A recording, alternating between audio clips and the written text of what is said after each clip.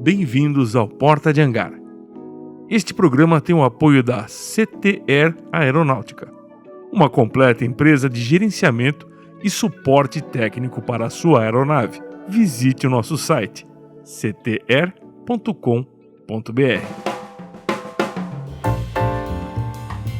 Sejam bem-vindos ao programa Porta de Hangar, que vai ao ar todas as semanas pelo canal YouTube.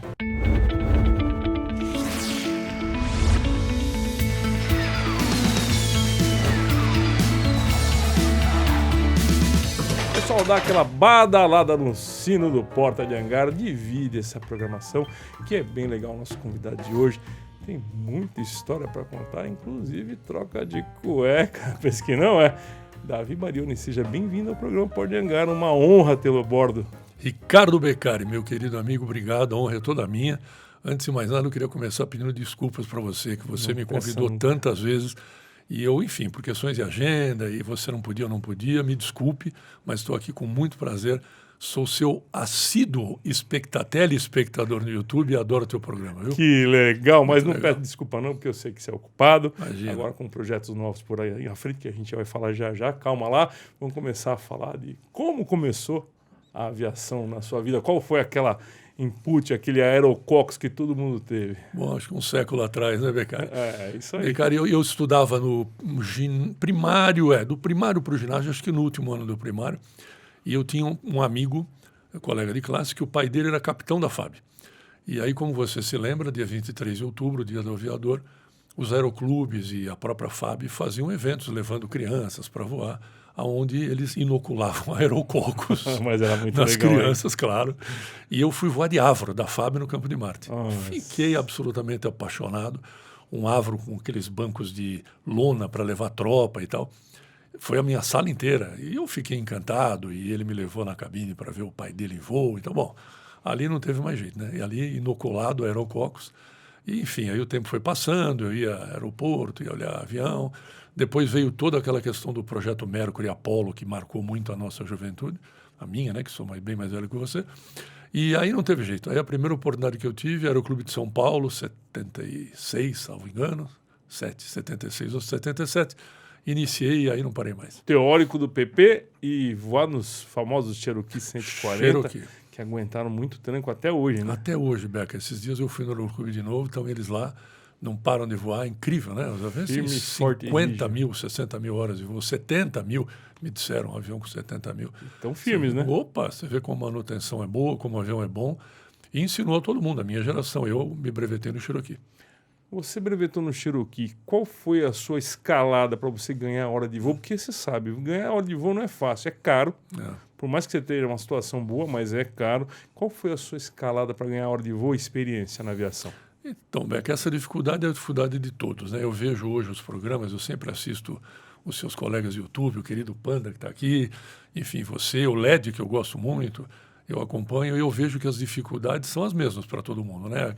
Quando você tem o teu PC e depois do PC para conseguir horas de voo. Então é sapeando hora para cá ou para lá, dando instrução de voo para instrumento, instrução básica, fazendo horas de voo. E aí juntando uma turma, que naquela época, na nossa turma de aeroclube, éramos, enfim, Carlos Zedo, Aimoré, Fernando Paes de Barros. Só cara ruim, hein? É só ruim, né? Enfim, Dorival, né, que faleceu no Santa Brasil, Gera, enfim, o Jonas e o Valdir que vieram a falecer, infelizmente. Enfim, e aí nós saíamos voando e dando instrução e tal, e fazendo horas de voo. Até que em 79 surgiu a prova da VASP. Aí fizemos a prova da VASP, a nossa geração toda, eu, Lira também fez. E aí entramos na VASP 79 e vida que segue. Vamos em frente. 79, você tinha que idade? Você entrou novo na VASP? 18 anos, 18, 19. 18, 19, muito novinho. E, claro, ótimo, porque aquela vontade toda, aquela garra fantástica, né? Tive o prazer de ter grandes instrutores, entre eles o comandante Beccari. O Beca. Né? Seu querido 070. 070, seu querido pai, que não só me ensinou a voar, mas como eu estava te dizendo em off aqui antes de começar, seu pai era uma pessoa muito especial. Porque ele era mesmo. Ele deu exemplos de vida. Eu me lembro de coisas que ele me falava, da humildade, da vontade que ele tinha de ajudar as pessoas, Beca. Eu me lembro que nós fazíamos cargueiros. E o cargueiro, você sabe, Madrugadão, Campo Grande, Cuiabá, ia mundo afora, né? Porto Velho, Rio Branco, enfim, Cruzeiro do Sul, trombetas, carajás e tal. E eu me lembro que nós pousávamos e tinha comissaria pra gente na gala dianteira. Que era boa pra caramba, né? Era naquela muito época. boa e tal. E ele não comia no voo. Quando pousava, ele fazia questão de pegar a refeição dele, convidar os colegas ali que estavam carregando o avião e oferecer um jantar para eles. Então, assim, isso me marcou muito. Uma pessoa, claro, um comandante instrutor naquela época, que para mim era no pedestal lá em cima junto com Deus. E ele fazendo essas coisas tão bonitas de dar a sua comida, deixava de comer e dava a sua comida para os colegas. Então, é muito bacana. E foi muito bárbaro. E num desses voos, eu tinha 18, 19 anos, chega o comandante Beccari e falou assim, puxa vida, hoje eu tenho uma pessoa aqui para você ajudar a tomar conta, e trouxe um pentelinho, se eu posso falar a palavrão, desse tamanhinho, com 12 anos, que se chamava Ricardo Beccari. Ave Maria, hein? Exatamente. Um pouquinho mais de 12 anos. Um pouquinho mais de 12 anos, 12 mais. e meio. E aí seu pai falou assim, ó, Marione, cuida dele para mim aí. E aí você se lembra que nós fomos um voo muito legal, você no vários, né? Vários. Mais que um. Ah, sim, eu estou dizendo esse porque é o primeiro, né? Onde nós nos conhecemos há 40, 50. Você sabe o que era legal, gente? A vibração do comandante Davi Barioni. Quando fazia um pouso lamido, ele berrava na cabine, levantava os braços. Era gostoso, uma época diferente de hoje, né, Davi? Olha, você sabe que é um pouco diferente, sim, Beca, mas eu vou te contar, assim, quando eu vejo alguns canais de YouTube, eu fico encantado em ver que, de fato, a paixão pode ter mudado um pouco, né? Eu hoje dou muita risada, porque hoje instrutor se chama de INVA, toque arremetida é TGL, essas coisas engraçadas. Mas, assim, a paixão está aí. Quer dizer, quando eu vejo o LED, né, eu acho grande o amor que ele tem por ensinar, um menino caprichoso. Super. Né, muitos outros meninos. Então, o próprio Ed Romero, que faz o Tudo Nivelado, você vê a paixão que ele tem pela aviação agrícola, que, aliás, by the way, é uma das minhas paixões. Né? Eu acho demais. Eu gosto de duas aviações, planador e aviação agrícola. Tivemos bastante pilotos de aviação agrícola aqui visitando o esporte. Eu acho uma aviação espetacular. O que puder eu vejo, assisto. Acho incrível aquilo de voar a 3, 4 metros do chão a 140 nós, enfim. Então eu vejo nesses canais aquele amor que nós tínhamos. Eu sempre vou com a Aimoré, a gente voa até hoje juntos, e eu comento e falo, pô, que coisa legal, né? Você vê os instrutores no aeroclube com aquela mesma paixão que nós tínhamos, querendo fazer hora de voo, e com os sonhos todos, vendo um avião vibrando, pegando 3, 4 caras rachando um avião para ir fazer um voozinho de meia hora. Então, acho que assim, a paixão não morre. Evidentemente que a maneira concreta como se vê as coisas hoje é diferente. Nós, de fato, víamos a profissão, talvez nem como profissão, era realmente paixão. Paixão, é. É um amor. Hoje eu vejo, e também não estou dizendo que está errado, talvez seja até mais certo. Hoje eu vejo que eles são mais profissionais, eles veem isso como uma profissionalização, uma maneira de viver. Está ótimo também, mas a paixão está aí, né? Aliás, eu acho que isso é muito certo, ver a aviação profissional, né? Mudou, tudo muda nessa vida. Agora CRM, o pessoal está realmente mais profissional. Nós estamos aqui com a presença do meu amigo Igor, que é piloto, já passou aqui no Porto de Angar e é super profissional. E hoje ele me disse o seguinte, que apesar de ele estar aprendendo a voar com GPS, ele também está aprendendo a usar ADF, VOR, que não existe mais, mas é importante, né? Você ter esse conhecimento, né, Davi? Não tenha dúvida. E, Igor, eu queria te agradecer, porque você gentilmente aqui na sua entrevista me citou numa matéria no YouTube. Muito obrigado pela gentileza, um carinho enorme. Espero que você tenha uma carreira muito linda e vai ter, tenho certeza disso. Mas assim, eu peguei, Beca, eu e essa geração, né? Eu digo eu porque falando de mim, mas essa geração, nós pegamos aquela transformação da aviação romântica para a aviação industrial.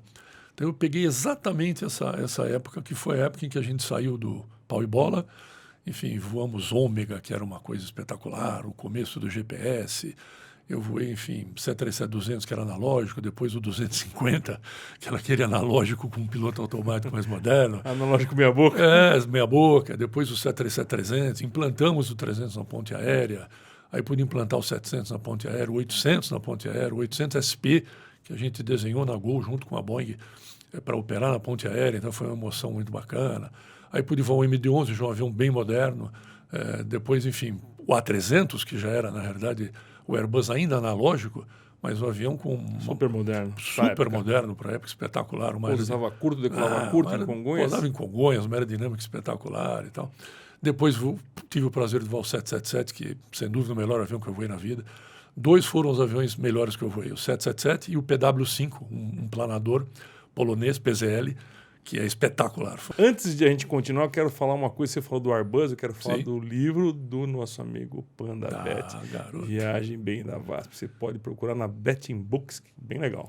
Muito legal. Eu tive a honra de ganhar Eu também. um exemplar autografado com muito carinho e conta a minha vida ali.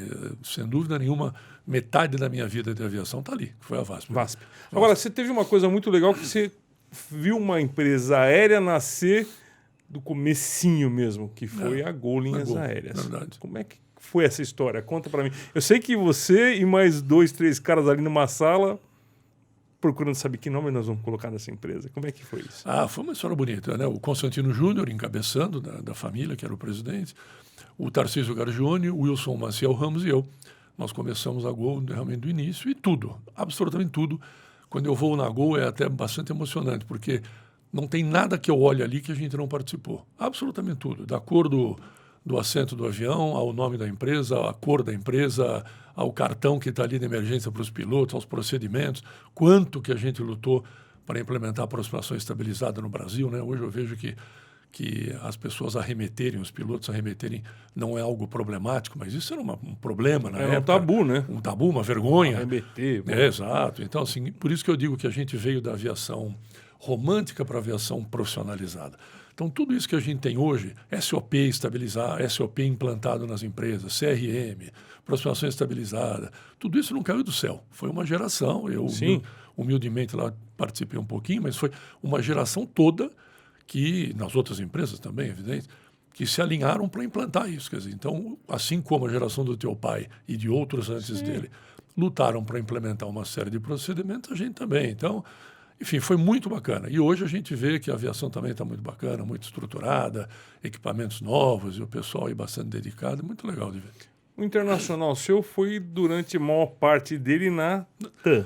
VASP. E MD-11, MD-11, eu fui na VASP MD-11 um bom tempo. E um belíssimo avião. Um avião, assim, um pouco tinhoso, né, eu te diria, porque ele tinha aquele tanque na cauda. Então ele mudava muito o CG em voo, tinha bombas de combustível. Tinha que ficar ligeiro, né?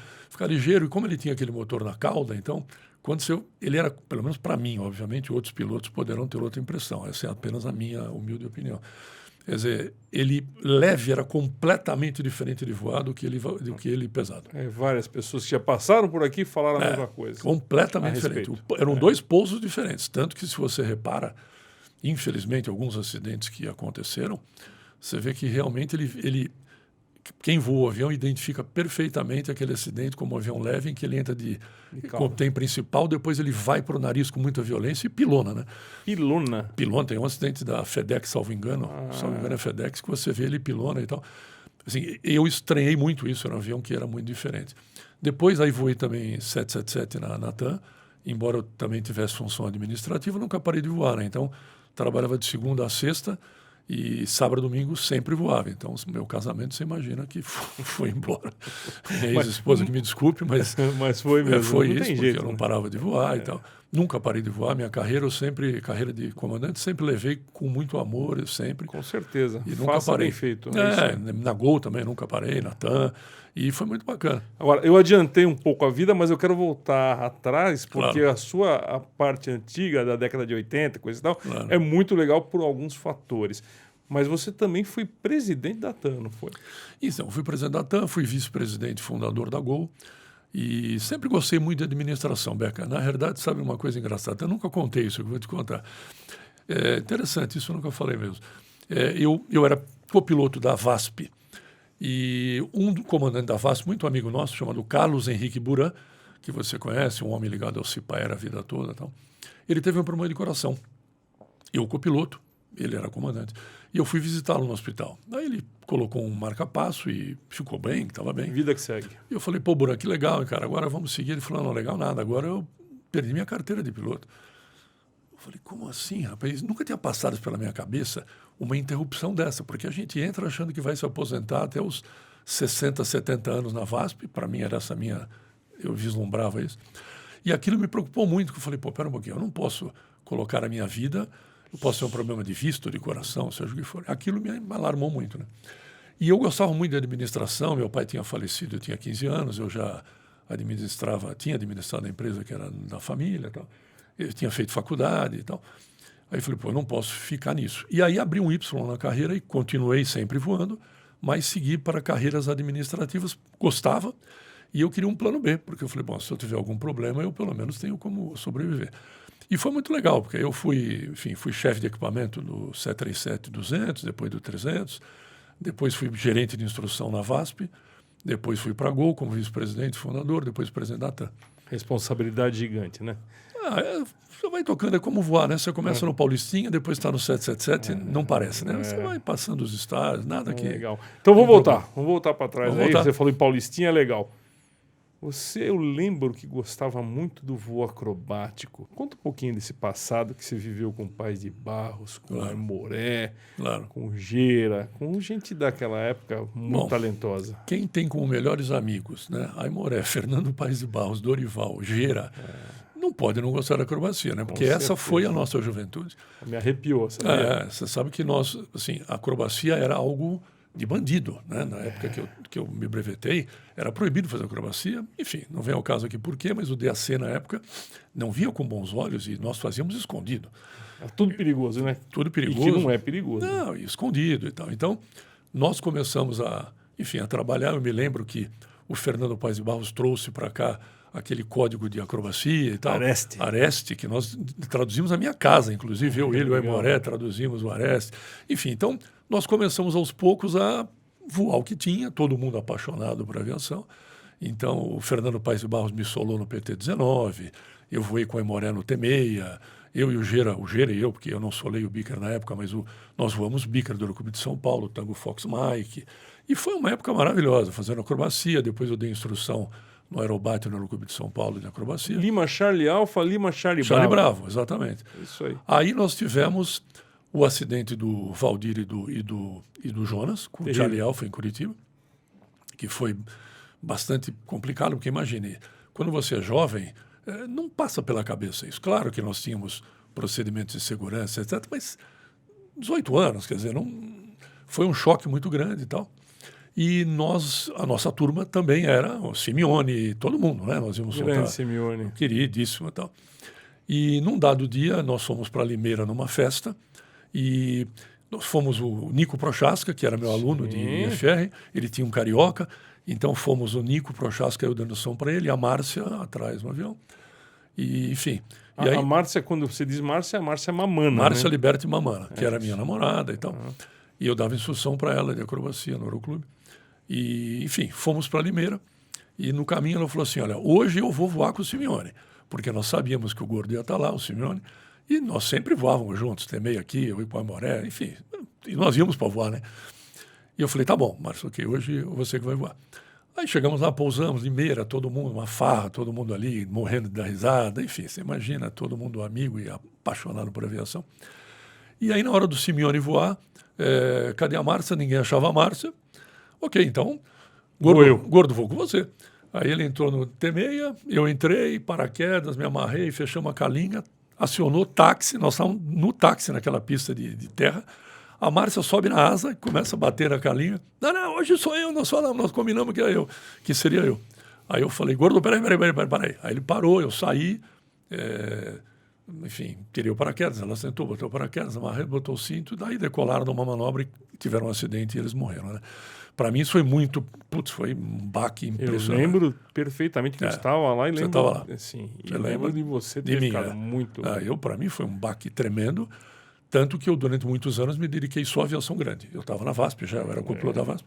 Foquei na VASP, vida que segue. Só muito depois voltei para aviação menor e acrobacia e tal.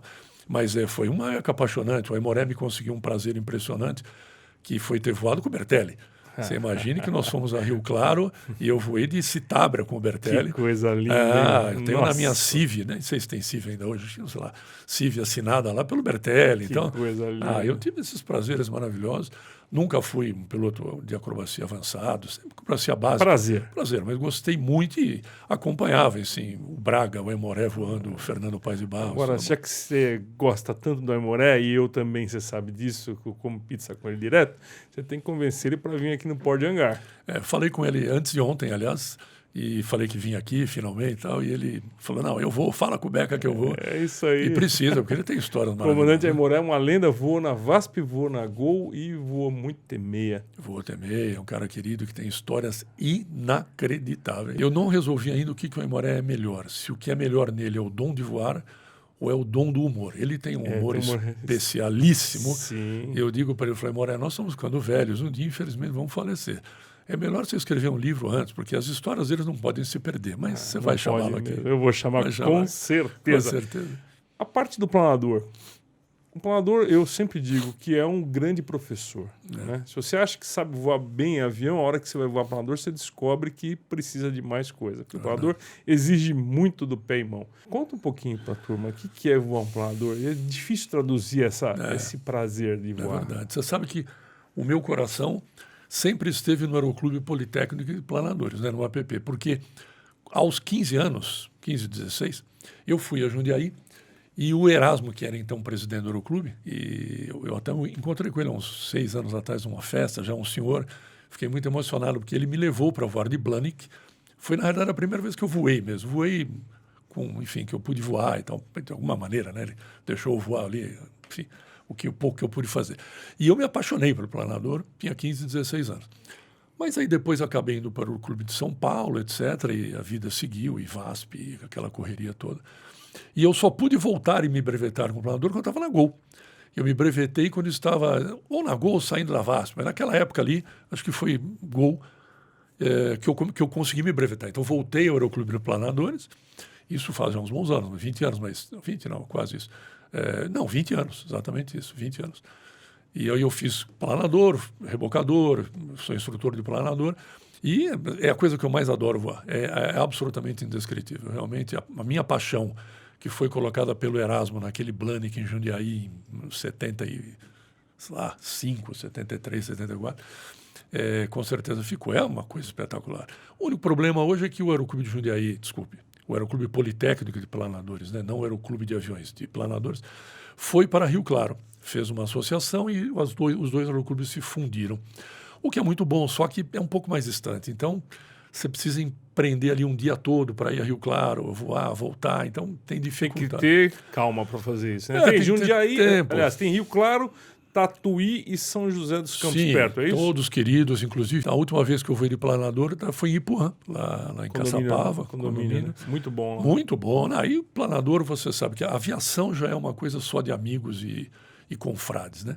Planador mais ainda. Planador é uma coisa, é uma família, é a coisa mais agradável que tem, porque as pessoas são muito legais, todo mundo só fala de planador, é a paixão, não importa o que se tem, o que se é, só se fala de planador. E eu tenho muitos amigos de Tatuí, muita gente boa, mas o tempo, você sabe, a gente vai ficando velho, filho crescendo, mas eu gosto muito de planador. Davi, você sabe que todo aviador tem umas mentiras para contar e também tem a troca de cueca.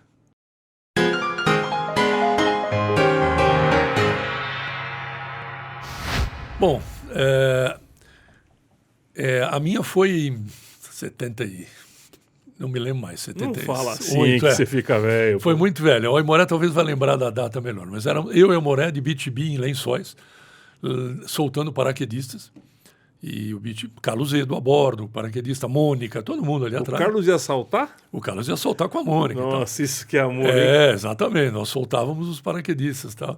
E decolamos de BTB de Lençóis, e calor e tal. Estava no limite, mas estava pesado. E decolamos, o motor esquerdo resolveu não cooperar conosco. Começou a tossir e parou. Aí, meu caro, aí não foi brincadeira, porque nós estávamos baixo, muito baixo, os paraquedistas não podiam saltar. Nossa. Avião pesado, aquele calor, e eu vi aquele milharal crescer de um jeito interessante. Boitatá, saci pererê, mula sem cabeça. E aí começou um para mim, um para você, um para mim, um para você. Enfim, acabamos subindo um pouquinho, uns 300 pés, 400 pés, muito. E aí voltamos e pousamos na outra cabeceira. Ninguém saltou naquele dia. Não tinha como, nós estávamos... Rodou, apagou o motor. Não tinha como. Nós estávamos de BTB. Nós estávamos sem pés, nem isso, 600 e poucos pés. Ali vai aviador, não tem outra saída, né? Se o cara não voa direito ali, tá frito, ali, né? Nós, enfim, voamos... Bolinha no centro? Bolinha no centro, a asa direita um pouquinho inclinada, enfim, ninguém... Fizemos o que tinha que fazer, o que todo mundo faz, mas... Assim, aqui é complexo. Você achou que ia morrer? Honestamente. Na hora não, Beca, mas depois que a gente pousa, a gente fala, rapaz, passamos perto. E a perninha, como é que ficou? A perna, enquanto está no pedal, tá tudo bem. Depois que pousa, ela começa a tremer. Treme bonito. Fica mole, não tem conversa. Porque, enfim, um avião que já não era novo na época. Eu estou falando de um BTB, que é um avião de 40, né? Nós estamos falando dos anos 70, 80. Avião de 81 anos. Pois é, então, assim, com motor radial. Claro que o outro era o motor estava bom e tal. Pesado. Pesadaço. Claro que o ideal seria se estivesse voando acima de 1.000, 2.000 pés, os paraquedistas teriam saltado e tudo bem, mas não tinha como saltar. Eu me lembro que ainda perguntei para o Carlos, eu chamava o Carlos de Zedo, né? Eu brincava com ele. Carlos Alberto Edo Palma, seu Zedo, né? Eu falava, Zedo, dá para soltar? Ele, nem sonhando, gritando lá de trás. Então, enfim, aí voamos, pousamos, mas foi divertido. O Carlito pousou em frente no Milharal com o BTB uma vez, não pousou? Pousou em frente, exatamente. Mas esse deu tudo certo. Graças a Deus. Foi uma época muito bacana. Esse foi o último? Ou foi o único, aliás, desculpa a troca de cueca? Não, depois eu já tive mais um esquema profissional, né? Eu tive um monomotor com teu pai, né? De Recife para João Pessoa, 37-200. Comemos um urubu ali. Eu não lembro, faz tempo mas isso aí. Seu pai, um grande comandante, estava voando e sossegado. Mas assim, aí já foi na aviação. 37 fica bonito, né? Fica. Na aviação comercial, você sabe, ela é muito segura, tudo é muito planejado, a gente faz simulador. Aí a coisa é muito mais tranquila. Assim. Tem muito mais as coisas fora de cena, que às vezes a gente fala, pô, passou perto aqui, né? Agora, enfim. Davi, eu quero só fazer um comentário no seu troca de cueca aí, que é importante a gente relembrar as coisas. Mas quem não sabe, a gente fala o gordo Simeone, ele foi um grande aviador de Lençóis, é um dos melhores pilotos que eu conheci voando T6, ele, Pai de Barros e Carlos Zedo, sem dúvida nenhuma, um dos três bons caras. Braga, Braga realmente também é um cara. Mas o nível ali era bem legal. Era impressionante. Você via o Simeone fazer snap com T6, era um troço. Tanto que lindo. nós não perdíamos uma oportunidade de voar com o Simeone. Que foi aquilo que eu te falei de Limeira. Quando ele ia, eu tinha fila para ir de saco com ele. Né? Porque aquele T6 dele era meio turbinadão, né? Maravilhoso. Totalmente diferente, né? KSC, maravilhoso. KSC. E o saudoso Carlos Zedo, que nos deixou há pouco tempo, mas que foi líder da esquadrilha Sextreme, como ele mesmo falava, que é a esquadrilha Extreme, com a esposa dele, com a Mônica. Com a Mônica, querida Mônica, grande aviadora, uma pessoa de um coração maravilhoso. Fantástico. Foi uma coisa muito boa. Por isso que eu vejo hoje essa moçada, e hoje eles têm o YouTube que nós não tínhamos, né? E eu fico tão feliz em ver, porque eu vejo que, de novo, essa paixão continua igual. Eles voam, eles se divertem, como nós, né? Eu vejo o Led brincando com o Paçoca, eu adoro o Paçoca também. E eu vejo brincando com o Paçoca, o próprio Fernando com a esposa dele, eu acho muito legal, os dois voando de super Petrel, enfim. Acho muito legal isso, uma coisa que a gente teve, nós curtimos também. Curtimos hoje menos, mas naquela época era isso, os finais de semana eram para se voar, né? Mudaram os conceitos, geração, mas... Enfim, a paixão continua. A farra continua mesmo, a vontade, hoje com muito mais profissionalismo, graças a Deus, que cada geração sobe steps, né? Mas muito legal. E olha, eu vejo o YouTube, eu me divirto com o YouTube, com canais engraçados. A nova televisão. A nova televisão, e eles são todos muito, muito... Aliás, queria deixar... O Davi Branco Filho tem feito... grande sujeito. Material fantástico. Espetacular. Aí o YouTube técnico, ele é muito técnico. E eu aconselho quem é piloto, assista. Porque o conteúdo técnico dele e do LED é muito bom. O do LED mais básico, o que é muito bom também, e o do Davi já um pouco mais advanced, mas excelente os dois canais, excelente. O Davi é importante frisar, porque ele era piloto da Embraer, piloto de ensaio. Realmente ele militar. Fez curso de piloto de ensaio, que é um negócio à parte, né? Exato. E gente, vai no canal dele, realmente, como o comandante Davi falou aqui, porque ele vai ensinar, você vai aprender muita coisa. Por exemplo, tem uma matéria lá sobre monomotor. Retorno após decolagem. Retorno após decolagem, muita coisa monomotor bacana. de aviões leves, bimotores leves. E ele tem um dom que é impressionante. Ele fala muito bem, ele tem uma voz boa de ouvir. Sim. Ele tem exatamente o timing para se falar, que não fique enfadonho. Não. Então você assiste, não é uma coisa chata, ao contrário, embora seja técnica. É muito agradável, então, de parabéns. E o meu amigo Led Paçoquinha, que acaba com as paçoquinhas aqui do estúdio, também tem uma forma diferente de falar, mas ele é muito legal porque ele coloca toda a alma dele tempo, dinheiro também Claro. para poder fazer os voos, para ensinar as pessoas a voarem. E eu queria lançar uma campanha aqui. Eu não Pois conheci o LED pessoalmente ainda, por e-mail apenas. E eu queria lançar uma campanha que é um absurdo e uma injustiça o LED não ir para a aviação comercial. Um cara com o dom que ele tem, como ele gosta de estudar e a técnica dele, eu já ouvi falando que ele tem outra porção, muito bonita e tal, mas LED, eu vou dizer para você, meu caro, você não pode ficar fora da aviação comercial. A aviação comercial precisa de pilotos como você. Então, eu queria lançar uma campanha aí para você tirar o seu PC, IFR, acho que você está tirando. Siga, porque você é um piloto muito bom, muito técnico, muito estudioso, muito disciplinado e um exemplo para todos. Vá para o comercial. É isso aí. Ele tem as carteiras PC, IFR, tudo, né? Ótimo. Então, LED, LED para 2021 ou 22? Na comercial. Na comercial. Então, comercial. tá lançada a campanha.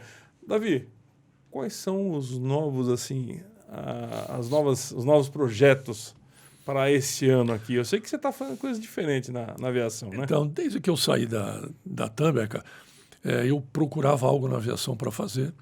E a aviação é muito difícil, né? É difícil de ter um negócio na aviação, de ganhar dinheiro com a aviação. A aviação comercial eu já tinha passado por praticamente todas as empresas. Tive convite para ser presidente de uma outra empresa, mas ali no momento não me interessava. E muito difícil algum negócio que desse dinheiro.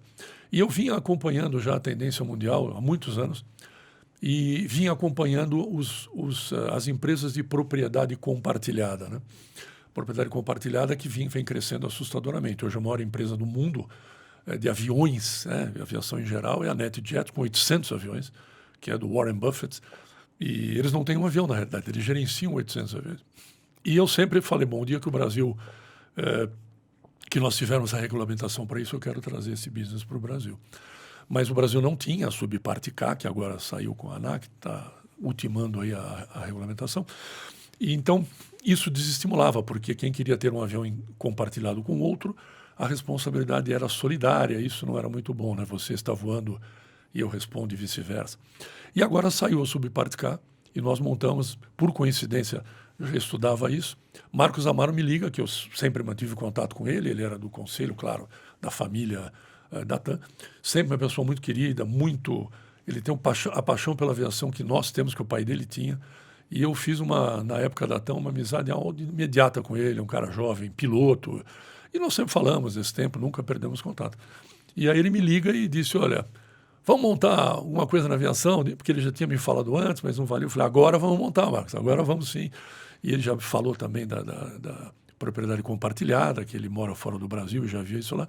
E aí montamos a Amaro Aviation, mas a gente conversa isso numa outra oportunidade, né? Vamos sim, quando tiver um pouco mais maduro, a gente vai conversar sobre isso. Isso aí mesmo. Tá bom. Davi, olha, foi um prazer receber você aqui no Port de Hangar.